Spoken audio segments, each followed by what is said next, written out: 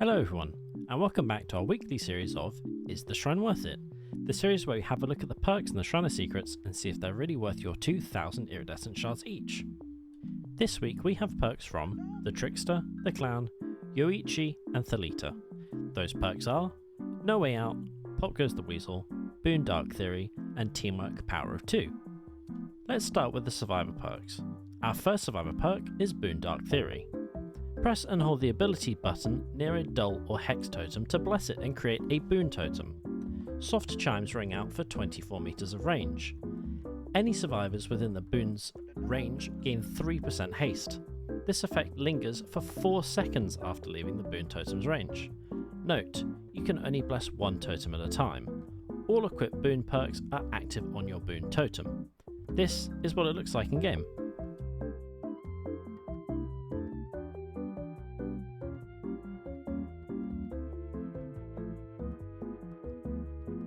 To be totally honest with you, this perk sucks.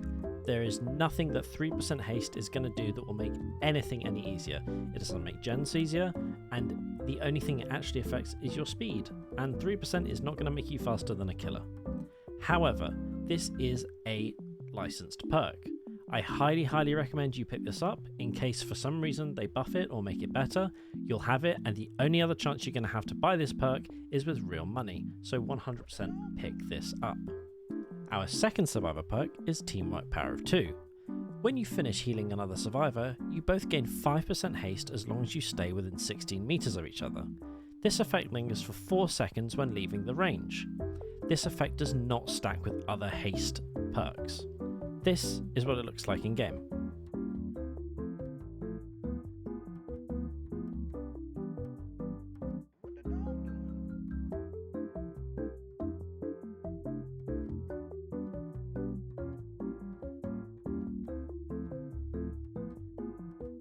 The idea of this perk is kind of there, and I think they're actually cooking something pretty good. They just really need to buff it.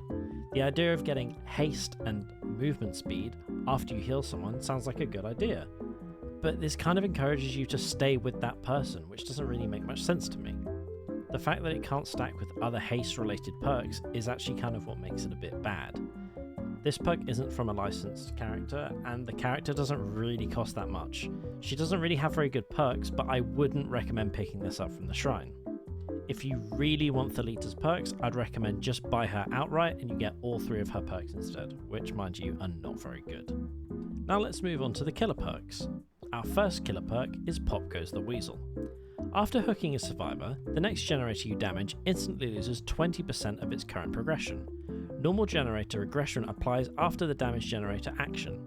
Pop Goes the Weasel is active for 45 seconds after the survivor is hooked. This is what it looks like in game.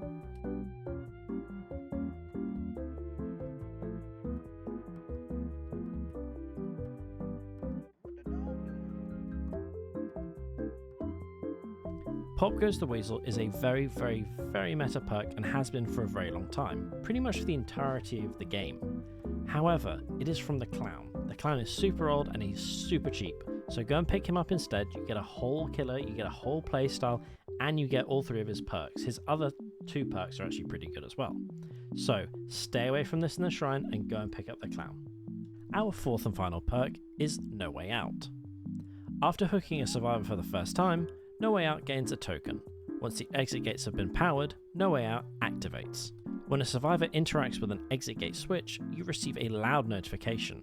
The entity then blocks both exit gate switches for 12 seconds, plus an additional 12 seconds for each token in your possession. This is what it looks like in game.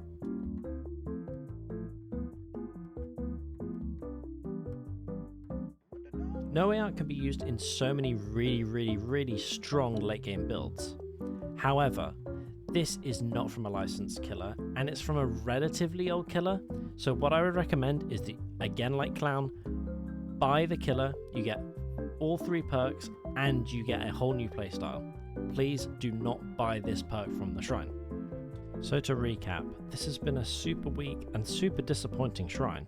The only good perk that they gave us is a really weak licensed perk that we only can hope gets buffed. Stay away from all the other 3 as they're just not worth it at all, especially the killer perks. Thank you for watching, and hopefully next week we actually get something worth our time. Bye!